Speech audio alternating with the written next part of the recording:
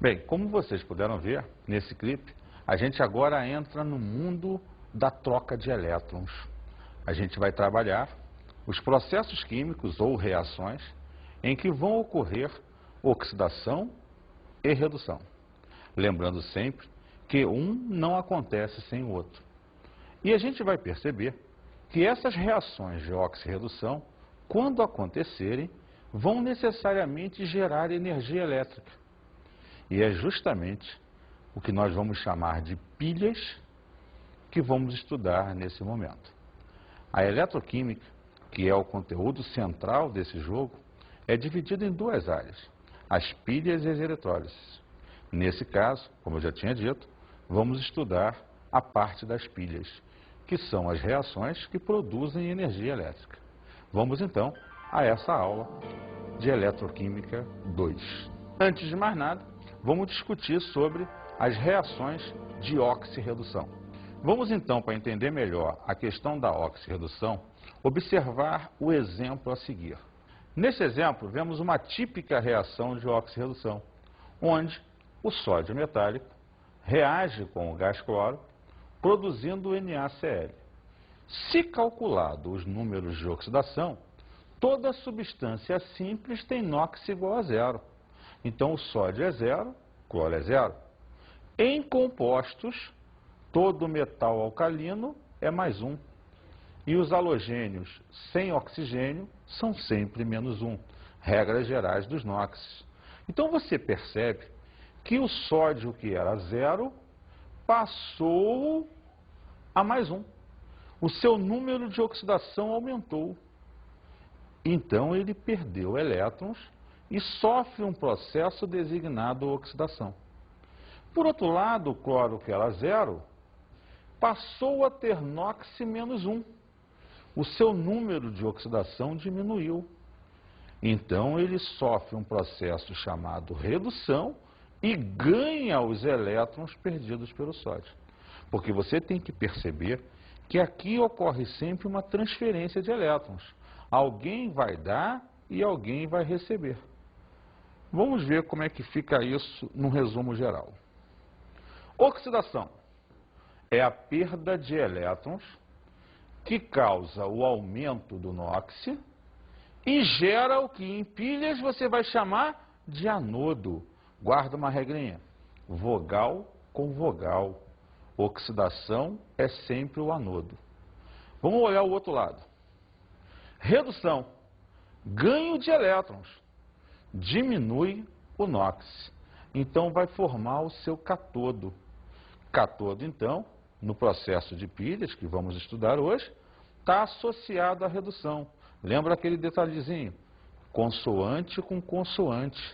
Redução, catodo. Veja só. É típico, então, que você abra o conjunto de informações sobre pilhas, relembrando essa parte de oxirredução, tendo sempre em vista que nesse processo, dois elementos se farão presentes. Um que irá oxidar, um que irá reduzir. E você vai ver ao longo do processo que isso vai acontecer em função da facilidade dele ter preferência em liberar elétrons, em função de um outro que está mais interessado em ganhar elétrons para atingir sempre o quê? A estabilidade final. Só que nesse processo de atingir a estabilidade, o que você vai estudar hoje é que ele produz energia elétrica. Por isso a gente vai trabalhar a parte das pilhas.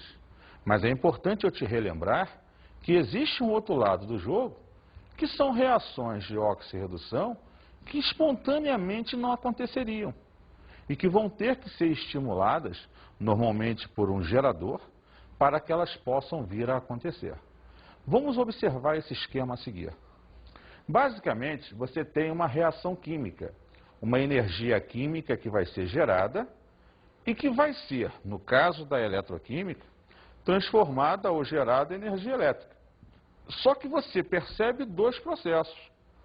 Um processo espontâneo, que é aquele que a reação acontece e produz energia elétrica. E um processo não espontâneo, que é aquele em que você precisa da energia elétrica para ocasionar o processo químico ou energia química da reação. Ao processo espontâneo se chama pilha, ou bateria ainda. Ao processo não espontâneo, chamamos eletrólise. Então esse esquema te demonstra a ida e a vinda do jogo. O que vai ser espontâneo é aquilo que produz naturalmente energia. O que é não espontâneo para mim aqui é aquilo que eu preciso fornecer a energia para que ele aconteça. Vamos então avaliar o que nós chamamos hoje de pilha. Pilha é uma reação de oxirredução que produz espontaneamente energia elétrica, ocasionando no processo uma diferença de potencial. Então eu posso afirmar que pilha é um processo espontâneo. Vamos falar da pilha mais tradicional da química, de uma das primeiras que aconteceram e comprovaram o processo em si da oxirredução. Nós a chamamos pilha de Daniel. Essa pilha é uma pilha basicamente formada entre os elementos zinco e cobre. Porém, é interessante afirmar para você que pilha é um processo típico que ocorre basicamente da mesma maneira. Então, uma vez que você conheça bem o funcionamento de uma pilha, dado dois elementos, qualquer outra pilha numa questão de concurso, no seu dia a dia, como exercício que apareça, funcionará da mesma maneira. Então a gente norteia sempre o conhecimento do assunto eletroquímica, quando se fala da parte de pilha, em cima da chamada pilha de Daniel. Como vemos no esqueminha agora, ela é representada da seguinte maneira. Você coloca inicialmente o elemento que oxida separado por uma barra, zinco 0 a zinco mais 2. O que ele vai demonstrar que o zinco oxida. Separa por duas barras e vai colocar o outro lado do processo, a redução. Cobre mais 2, passando a cobre 0. Então tenha sempre em mente que, primeiro o elemento que oxida, separe por duas barras e coloque o elemento que reduz. Por qual razão essa convenção? Quem oxida é que cede o elétron para o cara que reduz receba esse elétron, possa receber esse elétron. Então, Edson, no processo, terá sempre que ter alguém que por maior facilidade venha a oxidar e outro que a sua maior facilidade venha a reduzir. Pilhas e baterias são dispositivos nos quais uma reação espontânea de oxirredução produz corrente elétrica, podendo ser também chamada de célula eletrolítica. Como nós dissemos, é a típica reação de oxirredução. Vamos observar esquematicamente como funciona essa pilha. Vem comigo. É montado um esquema normalmente onde em uma cuba, um recipiente, se coloca o elemento a ser oxidado ou reduzido, indiferentemente, por enquanto não há essa diferença, em uma solução normalmente do mesmo elemento. Então você tem uma placa metálica de zinco, 0, porque na placa metálica ele está sempre com o NOx igual a 0, e uma solução de sulfato de zinco, onde ele é mais 2. Então aqui dentro eu tenho ele na forma reduzida e na forma oxidada. O outro lado, eu faço a mesma coisa com outro elemento. Eu coloco o cobre 0 na forma de uma placa e coloco o sulfato de cobre, que é o cobre na forma de solução. Então aqui eu tenho cobre 0, forma reduzida, cobre mais 2, forma oxidada. Veja, eu tenho que montar um circuito elétrico. Isso, antes de mais nada, é um circuito onde vão fluir elétrons, onde vai ter energia elétrica. Então, da via aérea, eu ligo um fio metálico do zinco até o cobre. Ligo um voltímetro para calcular a quantidade de corrente gerada, a voltagem do processo, e deixei aberto para que ainda não comece o processo. Internamente, eu ligo uma chamada ponte salina.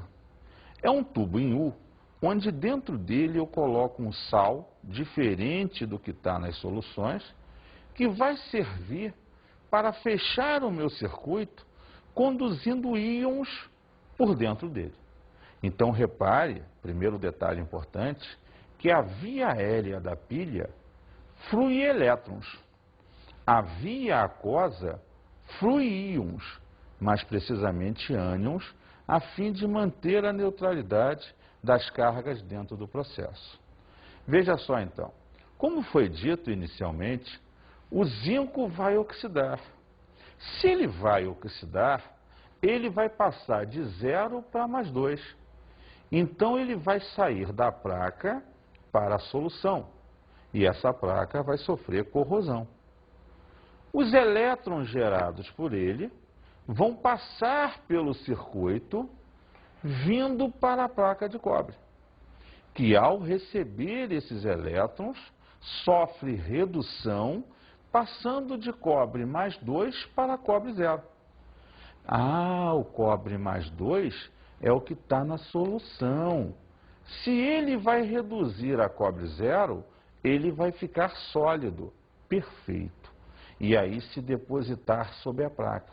E essa placa, então, vai sofrer uma deposição e aumentar de tamanho, porque o cobre está se depositando nela. Veja só, se o zinco está passando para a solução, está aumentando a quantidade de cátions aqui dentro. Se o cobre está passando para a placa, está aumentando a quantidade de sulfato, de ânions aqui dentro. Tem um desequilíbrio.